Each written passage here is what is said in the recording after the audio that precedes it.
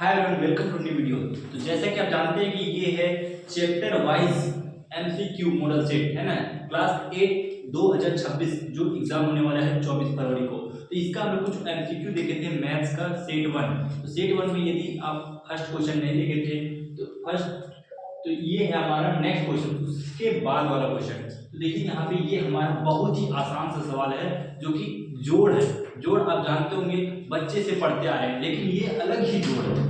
ये अलग ही जोड़ मतलब चलिए देखते हैं कि कौन सा जोड़ है। देखिए यहाँ पे a है, यहाँ पे 4 है, a का मान ही निकालना है। तो a का मान कैसे निकलेगा, देखिए यहाँ पे 5 2a 3a 4। अब बताइए यहाँ पे एक 4 के पास क्या जोड़े जो जीरो आएगा। तो यहाँ पे क्वेश्चन में है 4 के पास क्या जोड़े जो जीरो आएगा। तो भाई 6 जोड़ेंगे, है कि नहीं। 6 जोड़ेंगे तो 6 जोड़ेंगे तभी ना जीरो आएगा। 6 4 10, तो 10 बन के हो जाएगा बस, है ना। तो चलिए 10 जोड़ेंगे तो हो जाएगा जीरो, कैरी बच गया 1, मतलब हाथ में बच गया 1। तो एक और हम लोग क्या माने थे, a का वैल्यू 6, तो 6 और 1 7, 7 और 2 9। देखिए 9 यहाँ पे है ना भाई। तो मतलब a का वैल्यू क्या हो गया, तो a का वैल्यू हो गया हमारा 6। और देखिए यहाँ पे 3 और 5 कितना हो गया 8, यहाँ पे ऑलरेडी है, यानी कि a का वैल्यू हमारा कितना आ गया कंफर्म 6। ठीक है। अब दूसरा क्वेश्चन देखते हैं। चलिए दूसरा क्वेश्चन सेम टू सेम वैसा ही है, किसके जैसा, पहले फर्स्ट के जैसा। देखिए 3 और 8, 3 में क्या जोड़े जो 1 आएगा। तो 1 नहीं आने वाला है 3 में जोड़ने के लिए, उसको 2 डिजिट लाना पड़ेगा, यानी कि 2 अंक। तो 11 आ सकता है। तो 11 लाने के लिए क्या जोड़े भाई, तो 11 जोड़ने के लिए 8 जोड़ना है। 8 क्या जोड़ेंगे 8, तब ना होगा 8 और 3 मिल करके 11। तो 11 में कितना कैरी 1 और हाथ में बच गया 1। 1 और 1 कितना हो गया 2, 2 और 8, यहाँ पे कितना हो गया 8। यहाँ पे भी 8 ही लेना है, a का वैल्यू यानी 8। तो 8 और 2 10 का 0, कैरी में 1, यानी कि हाथ में 1, 3 और 1 4 और 1 5।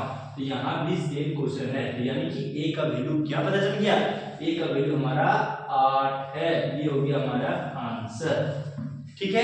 नेक्स्ट क्वेश्चन क्या है, देखिए yx एक संख्या है। yx एक मान लीजिए एक संख्या, क्या है संख्या। जैसे कि हम लोग मान लेते 10 20 25 30 40 45, कुछ भी एक संख्या है, ये भी तो एक संख्या है ना। उसी तरह एक yx की संख्या, जिसको हम लोग क्या लिखते हैं 20 + 5, इसको क्या लिखते हैं 20 और 5, लिखते कि नहीं। इकाई अंक ये और दहाई अंक ये। ठीक उसी तरह ये है इकाई अंक, ये है दहाई अंक। तो यहाँ लिखना क्या पड़ेगा, दहाई अंक यानी कि इकाई अंक पहले लिख देते x × 1 और प्लस यहाँ पे लिखेंगे 10 × y। यदि इसमें आंसर होगा 10y + x, तो हमारा आंसर सही है। ठीक है। कैसे आया, देखिए यहाँ पे ये 2 × 20 लोग लिख सकते कि नहीं, 2 × 10 और प्लस 5 × 1, इसको कहते हैं इकाई, दहाई, सैकड़ा, हजार, 10,000, लाख, 10 लाख, करोड़, 10 करोड़, अरब, 10 अरब, खरब, 10 खरब, पतंग, 10 पतंग, 10। पता है ना भाई, तो ये पता होनी चाहिए। ठीक है। तो यहाँ पे क्या है 123 का व्यापक रूप मतलब फैलाना है, एक्सपेंडेड फॉर्म, जिसको इंग्लिश में कहते हैं एक्सपेंडेड फॉर्म। तो इसको एक्सपेंडेड फॉर्म कैसे लाएंगे, चलिए लाते हैं।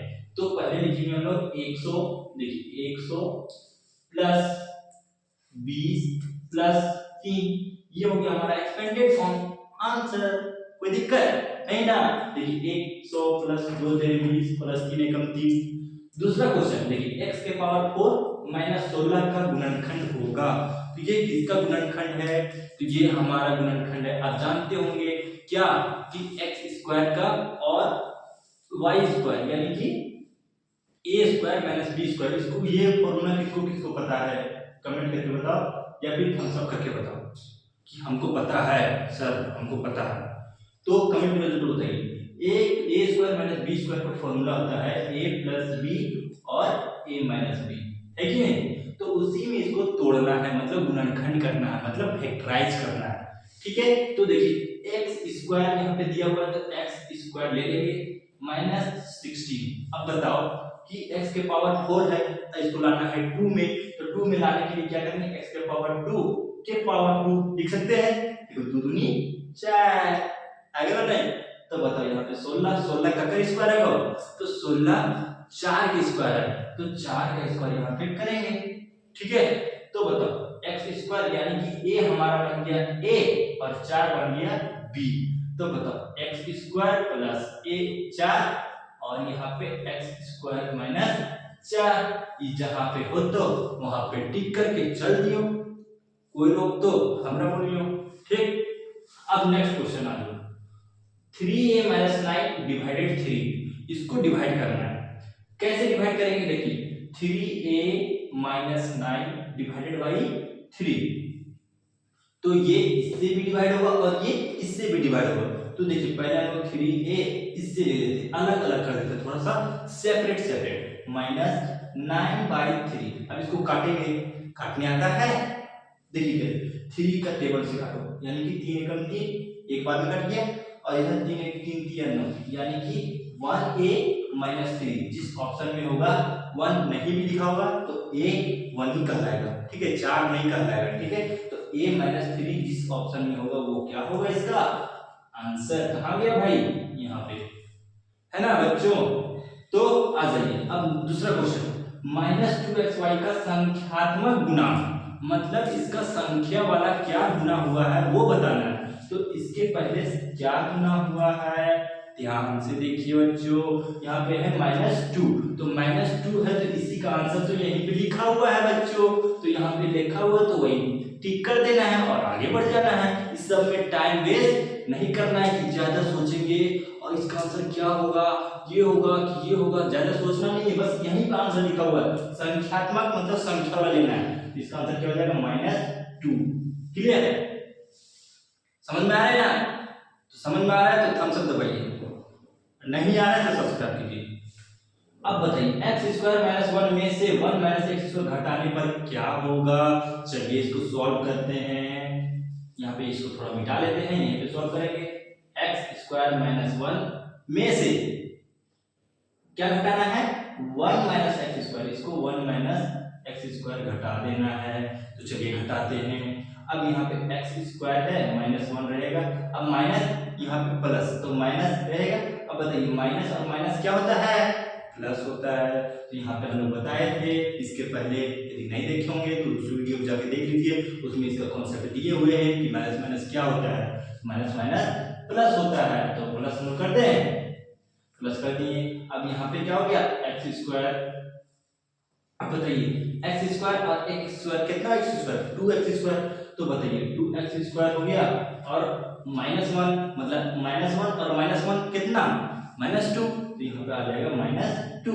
अब ये हमारा ऑप्शन में जहां होगा वहां दिखेगा आंसर। ठीक है, तो चलिए नेक्स्ट क्वेश्चन क्या है, एक्स स्क्वायर भागा एक्स, तो एक्स स्क्वायर को भागा देना है एक्स से। जब भी भागा बोलेंगे तो हम लोग बाई करके देखेंगे और उसको काटने का प्रयास करेंगे, मतलब उसी को कहते हैं नो डिवाइड, उसी को कहते हैं नो भागा देना। तो देखिए x को x से काट देंगे, यहाँ पे 2 x है, कितना x है, 2 x है, तो उसको एक तो x यहाँ पे है ना, लेकिन यहाँ पे कुछ नहीं है मतलब 1 है, तो एक तो कट गया, एक तो खत्म हो गया, तो कितना बचेगा, एक ही तो बचेगा, एक ही तो बचेगा, तो इसका आंसर हो जाएगा x के 1। सुना क्या, x के पावर 1 भी लिख सकते हैं, लेकिन 1 ऑप्शन में नहीं होगा तो वो x ही होगा, तो x आंसर, x मतलब कितना है 1।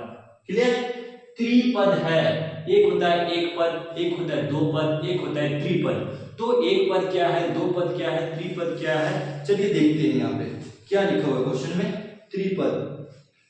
देखिए क्वेश्चन है एक एक्स स्क्वायर 2x स्क्वायर, ये कितना पद है, एक पद है, प्लस माइनस का डिफरेंस करना चाहिए। यदि यहीं पे हम लोग 3x स्क्वायर प्लस 4 कर देंगे, ये कितना पद होगा, दो पद हो जाएगा, ये एक पद हो जाएगा, ये दो पद हो जाएगा, और तीन पद कौन होगा, जिसमें 3 होगा, है कि नहीं। तो इसमें 3 पद का एग्जांपल क्या है भाई, तो इसमें 3 एग्जांपल है, देखो x square plus y square minus 1, ये हमारा कितना पद है, कमेंट में बताइए, 3 पद है। तो ये इसका एग्जांपल हो जाएगा, त्रिपद में 3 ठो पद वाला, ठीक है, वो पालने वाला नहीं, पद, टर्म टर्म, है ना। देखिए 1 2 3 हो गया, क्लियर। अब नेक्स्ट क्वेश्चन चलिए, इसका आंसर क्या होगा, त्रिपद का आंसर यहाँ पे आपका दिया हुआ है। तो 3 ठो पद, इसको बोलेंगे एक पद, इसको बोलेंगे दो पद, इसको बोलेंगे 3 पद। दूसरा क्वेश्चन क्या है, 3t माइनस 4 इक्वल टू 11 का हल होगा। मतलब इसमें t का वैल्यू लाना है। देखिए बहुत ही आसान का सवाल। देखिए यहाँ पे 3t माइनस 4 इक्वल टू 11, ये हमारा क्या है क्वेश्चन। तो इसको सॉल्व कैसे करेंगे? तो सॉल्व करने के लिए देखिए यहाँ पे 3t लिखेंगे, कोई दिक्कत नहीं, कोई परेशानी नहीं। तो चलिए यहाँ पे बोर्ड पे देखिए, चुपचाप से यहाँ पे देखिए इक्वल टू 11 है तो 11 है। अब इक्वल टू इधर क्या है माइनस, तो इधर आएगा तो क्या होगा प्लस। हम लोग को इसका दोस्त ये नहीं है, इसका दोस्त ये है। 4 का दोस्त कौन है 11, ये 3t 4 का दोस्त नहीं है। तो ये बोलता है कि हम अपना दोस्त के साथ जाएंगे, जैसे तुम लोग रहते हो अपने दोस्त के साथ उसके वाले पास है ना। हाँ सब जानते हैं तुम लोग को। अब देखिए यहाँ पे माइनस है तो इधर क्या जाएगा प्लस 4, तो 3t इक्वल टू कितना हो जाएगा प्लस 4। क्यों आया पता चला ना, इक्वल टू इधर माइनस इधर है तो प्लस 11 4 15। ये समझ में आया? ये स्टेप नहीं आएगा तो बताइएगा कि यहाँ पे समझ में नहीं आया। अब बताइए 30 t इक्वल टू क्या होगा 15। देखिए यहाँ पे t के पास यहाँ पे कुछ नहीं रहता, मतलब मल्टीप्लाई रहता है, मतलब गुना रहता है। कौन कौन जानता है? हम सब दबाइए, कौन कौन जानता है कि यहाँ पे मल्टीप्लाई रहता है? सर हम जानते हैं, कमेंट करिए। अब यहाँ पे जब मल्टीप्लाई रहता है तो जब प्लस को इधर बुलाते हैं तो माइनस आता है, जब माइनस को इधर बुलाते हैं तो प्लस आता है, जब गुना को इधर बुलाते हैं ना तो भट्टा में चल जाता है, बट्टा में मतलब भागा में। इसी को कहते हैं बट्टा या फिर इसी को कहते हैं हम लोग भागा, है ना। तो बट्टा आ गया, 3 को यहाँ पे आगे बुला दे, 3 बुला देंगे। अब बताओ 3 को 15 से भागा देंगे तो कितना बार में कटेगा? 5 बार में कटेगा। तो 5 बार में कटेगा यानी t का वैल्यू कितना आ गया? t का वैल्यू हमारा 5 आ गया। इसका आंसर क्या होगा? t equal to 5। जिस ऑप्शन में होगा उसको करेंगे टिक और बढ़ेंगे हम लोग आगे। चलिए दूसरा क्वेश्चन, रीमा की आयु x वर्ष है। रीमा कौन है? एक लड़की है ना। तो रीमा की आयु x वर्ष है और 14 वर्ष के बाद उसका उम्र 4 वर्ष के बाद, यहाँ पे ये पूर्ण विराम, ये क्या है पूर्ण विराम। तो 4 वर्ष के बाद उसकी उम्र 12 वर्ष हो जाएगी। तो इसका समीकरण क्या होगा? तो देखिए समीकरण क्या होगा इसका समीकरण देखिए, x जब बोलेगा बाद, क्या बोलेगा बाद, तो बाद होता है प्लस। जब बोलेगा पहले तो पहले क्या होगा माइनस। याद रखना जब बोलेगा बाद तो क्या होगा, कमेंट करिए। बाद बोलेगा तो प्लस करेंगे, पहले बोलेगा तो माइनस करेंगे। ठीक है, पहले बोलेगा तो माइनस करेंगे। ये किसको किसको समझ में आया? हम सब दबाइए। अब कितने वर्ष बाद बोला है? 4 वर्ष। तो बाद बोलेगा तो प्लस, 4 वर्ष बोला तो 4 क्लिक करेंगे, इक्वल टू कितना हो जाएगी 12। तो लिखेंगे हम लोग इक्वल टू 12। ये हो गया हमारा क्या समीकरण। इसी को करना है टिक और आंसर आ गया। देखते हैं यही है या नहीं है। कहाँ गया भाई? हाँ यही है भाई, यही है। तो आंसर यही है।